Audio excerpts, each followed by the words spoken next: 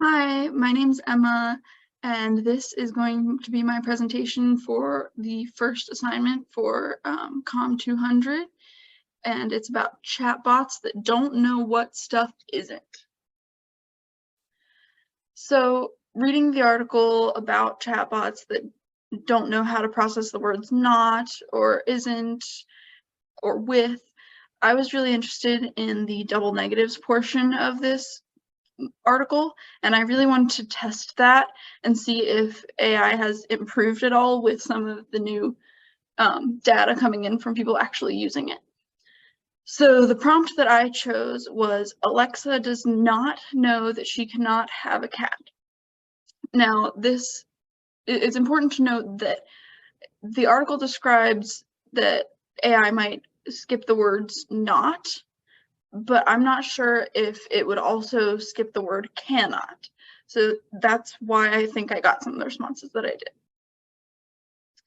So starting off, I got a response from ChatGPT. I'm not going to read the whole thing because it's a little bit long, but I wanted to highlight a few things. Overall, I was really impressed with how ChatGPT responded to this question. It actually understood what I was saying with the double negative and acknowledged both parts of it. It was overall pretty understanding and compassionate about the whole situation of somebody not knowing that they're not allowed to have a cat. So I was really pleasantly surprised. Going over to Bard, it was a little bit different. So I chose the name Alexa just because it was the first name that I thought of, but Bard decided that it wanted to dig into this Amazon virtual assistant Alexa very, very, very much. So it talked about how Alexa is a virtual assistant.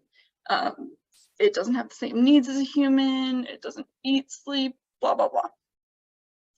As a result, Alexa does not understand why she cannot have a cat.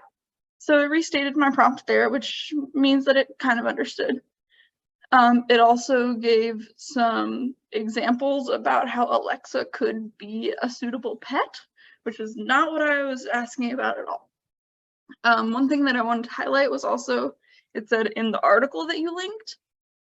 I did not link an article, and I want to make this very clear. I did not link an article when I wrote this prompt in. I literally typed it out on my computer. No links attached, so I don't know where it got that one from. So in response to this, I decided, all right, I want to give Bard a fair chance, so I'm going to change the prompt, change the name.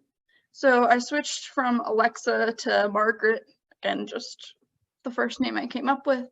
So same exact prompt, same exact format, typed it in. Margaret does not know that she cannot have a cat. Now, I only entered this into the Google Bard because I already got what response I think ChatGPT would give, given a different name as well. So with the prompt change, the Bard gave a very similar response to the ChatGPT response, I think. Again, I was pretty impressed with the response that it gave. One thing that I wanted to highlight was it did kind of go pretty strong into this idea that Margaret has been lied to and told that maybe she is allowed to have a cat, but she actually can't. So I thought that was a little bit interesting. It seemed a little bit more aggressive in tone to me. So that was something that I wanted to acknowledge. So I wanted to compare these sort of side by side a little bit, and I pulled some parts of these responses that I thought would go well together. So the first thing that I noticed was this feeling of compassion.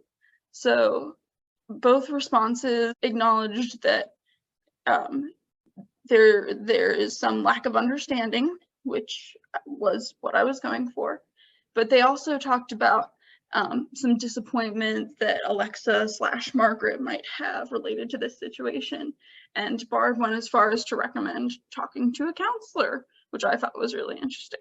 Again, I really felt a compassionate tone from these responses, which I thought was sort of interesting coming from an AI. One thing also that both responses had was options about what the next steps in relation to this should be.